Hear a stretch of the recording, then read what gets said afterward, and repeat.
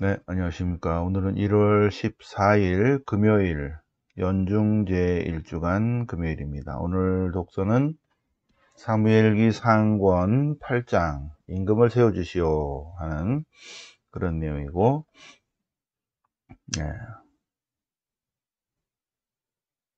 거기에 맞는 시편은 89편. 네, 주님께서 다윗의 영원한 왕조를 세우는 그런 내용입니다. 시편 89편. 네, 복음은 마르코 복음 2장 1절. 네, 중풍병자 친구들이 중풍병자를 데려오니까 예수님께서 그들의 믿음을 보시고, 그렇죠? 그들의 믿음을 보시고 환자의 병을 고쳐주시는 중풍병자를 낫게 하시는 내용입니다. 예수님께서 그들의 믿음을 보시고 중풍병자를 낫게 하십니다. 자, 그러면 성경 본문을 하나씩 공부해야죠. 공부. 성경 공부. 자, 첫 번째 사무엘기 상권 8장. 자, 백성이 임금을 요구하다. 백성이 그동안에 판관 시대였는데 이제 왕정 체제로 들어서는 백성들이 임금을 요구합니다. 사무엘이 나이가 많아져서 자기 아들들을 판관으로 세웠는데, 그런데 그 아들들이 입속에만 치우쳐서 뇌물을 받고 판결을 그르치게 하더라. 그래서 원로들이 사무엘을 찾아가서, 이제 판관은 좀 그렇고, 어르신은 나이가 많고 그의 아들들은 부정하니 다른 민족들처럼 우리를 통치할 임금을 세워주시오. 임금을 정해주시오. 그래서 사무엘이 주님께 기도하니까 주님께서는 사무엘을 배척한 것이 아니라 이 백성들이 나를 자기네 임금으로 삼지 않으려는 것이다. 그러니 해줘라. 그래서 사무엘은 백성들을 모아놓고 왕정 체제로 들었으면 어떻게 되는지 아느냐, 임금의 권한이 어떻게 되는 것이 아느냐, 너희들은 임금 때문에 나중에 다시 종살이 노예살이를 할 것이다. 그러자 백성들이 괜찮습니다. 상관없습니다. 우리에게는 임금이 있어야 됩니다. 그러자 주님께서 사무엘에게 그들의 말을 들어서 임금을 세워주라 했다는 이야기입니다.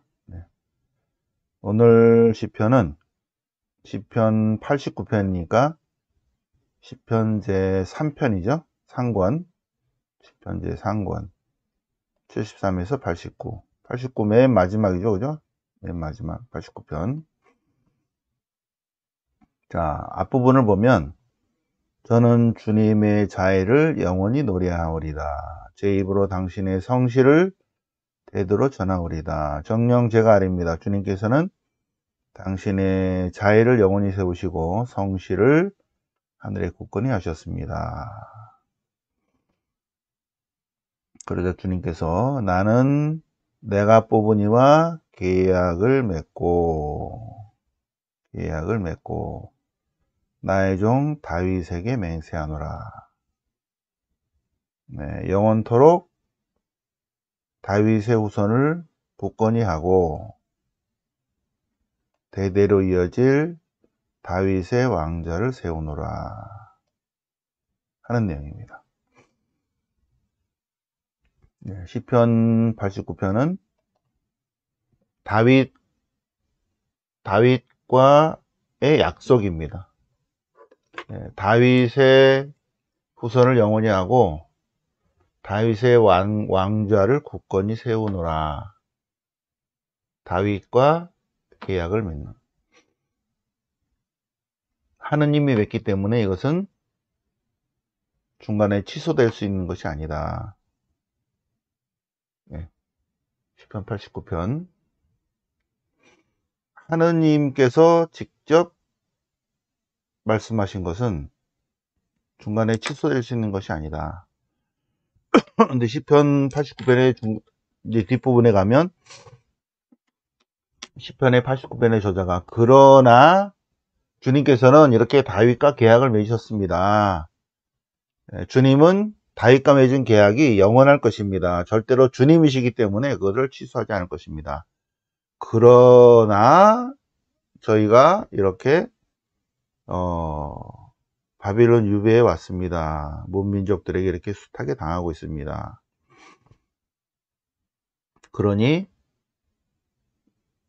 시편 89편의 저자의 믿음은 주님께서 맺으신 계약은 중간에 취소될 수도 없고 취소하지도 않으시기 때문에 이 상황이 지나가면 다시 다윗의 왕조를 세워줄 것으로 희망합니다 하는 것이 시편 89편입니다. 맨 끝에 가면 기름 부음 받은 이의 후손들, 새로운 메시아가 오시리라고 그분을 보내주실 것을 희망합니다 하는 맨 끝의 내용입니다. 어쨌든 맨 앞에 주님께서는 다윗과 계약을 맺고 다윗의 왕조를 영원한 왕조로 세울 것입니다. 그러면서 이제 쭉 창조부터 출애굽까지 쭉 찬미하고 있습니다. 주님, 하늘은 당신의 기적을, 거룩한 이들의 모임은 당신의 성실을 찬송합니다. 주님께서 세상을 창조하시고 그리고 그래서 온 세상 만물들이 창조주 하느님을 찬송합니다. 11절 당신께서는 라합을 여기서 라합은 이집트입니다. 이집트 출애굽에 관한 내용이 11절입니다. 당신은 라합을 죽은 몸뚱이처럼 짓밟으시고 당신의 그 힘찬 팔로 이집트 원수들을 흩으셨습니다. 그리고 가나안의 땅을 주셨습니다. 당신께서 만드신 타볼산과 타볼산이 있죠. 타볼산 예수님의 거룩한 변모의 산입니다. 또 헬몬산도 나오죠. 헬몬산 여기 헬몬 나오죠. 헬몬 마우스가 어디 갔어? 이렇게 와야지. 네? 이렇게 헬몬. 타보르와 헬몬이 당신의 이름에 환호합니다. 타볼산은 가나안의 영산이고 예수님의 거룩한 변모의 산이죠, 그죠? 타볼산. 헬몬산은 백두산보다 조금 높아요, 그죠? 백두산은 2744인데 헬몬산은 2814쯤 된다고 그래요. 그러니까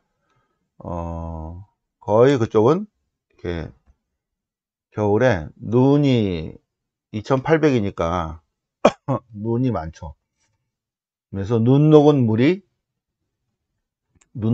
쭉 흘러내리는 곳이 바로 요르단강입니다. 요르단강. 헬몬산에서 녹은 물이 사해로 흘러드는 1차로는 갈릴레 호수로 모이들고 헬몬산에서 녹은 물이 1차로 모인 곳이 갈릴레 호수고 그것이 계속 흘러넘쳐서 사해로 흘러내려가죠.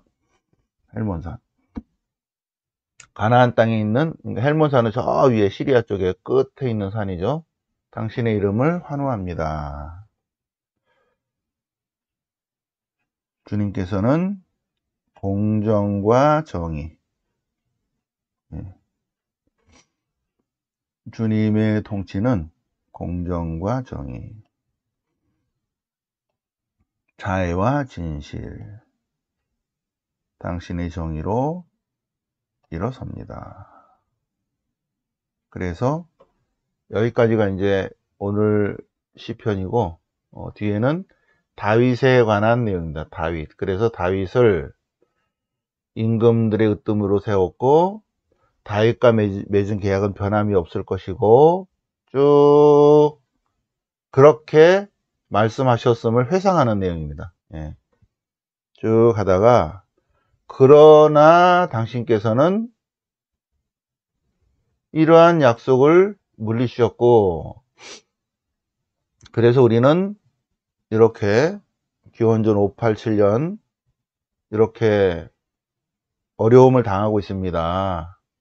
혹시 계약을 파기하신 것은 아니시죠? 주님 언제까지 저희를 이렇게 하실 것입니까? 언제까지 이렇게 화를 내실 것입니까? 다윗과 맺은 그 계약, 그 맹세. 그러니 당신의 기름 부음 받은 새로운 메시아를 보내주시기를 희망합니다. 하면서 이제 89가 끝나고 있죠. 오늘 시편은 바로 요 앞에 부분이에요. 앞에 부분. 예, 그래서 사무엘기 상관하고 연결을 시켜 놓고 있습니다. 그래서 임금을 세워주시오. 네, 그래서 사무엘이 하나님께 기도하니까 오케이 해줘라 해줘. 저것들이 뭘 몰라서 그러는데 고생 좀 해봐야 돼.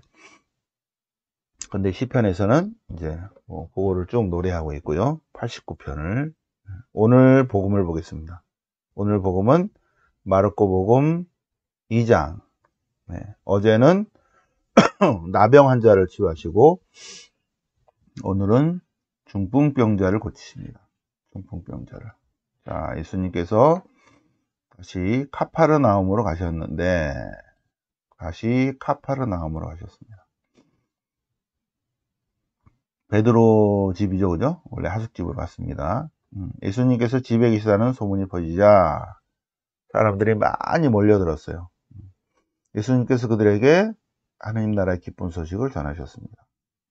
그때 사람들이 어떤 중풍병자를 그분께 데려왔는데 어떤 사람이 네 사람이 들것에 들고 왔어요. 이 네 사람이 그랬겠죠. 네 사람이 모여서 이 사람이 지금 아픈데 우리가 그분 앞에 놓기만 해도 예수님께서 고쳐주실 거야. 중풍병자는 사실 안 믿었죠, 그죠? 중풍병자가 나를 꼭 예수님께 데려달라 그런 내용이 아닌 것 같아요. 예수님의 상황을 보면 오히려 이 네 사람이 그동안에 예수님의 여러 가지 기적들을 보면서 이 친구를 데려가서 앞에다만 데려다 놓으면 예수님께서 고쳐주실 것이라는 강한 믿음이 네 사람이 있었죠. 그래서 사람들이 너무 많아서 예수님께 가까이 갈 수 없을 때 지붕 쪽 중동지방의 지붕은 무슨 뭐 지붕을 하는 것이 아니라 나무 가지들을 이렇게 해서 그늘만 만들죠, 그죠? 그쪽 지붕은 습기가 없기 때문에 습기가 아주 적죠. 그래서 그늘만 만들어도 시원해요, 여름에. 뭐 40도, 50도 되더라도 습도가 없어서. 그래서 지붕은 지붕이라기보다도 나뭇가지들을 이렇게 얹어갖고 그거를 이렇게 해치면 밑으로 내려갈 수 있죠, 그죠? 그래서 지붕 지푸라기 이게 나무 같은 거 나무 가지를 걷어내고 거기다가 매달아서 중풍병자를 들것에 달아서 내려보냈다.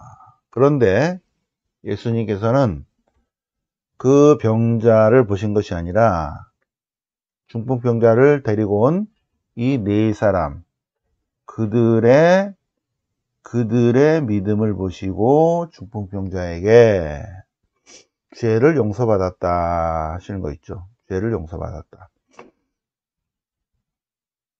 이 플러스 30년 예수님의 상황 27년쯤 되겠죠, 그죠? 27년 플러스 27년의 예수님의 상황 그리고 마르코 복음이 쓰여진 70년경 그러니까 27년부터 70년 그 사이에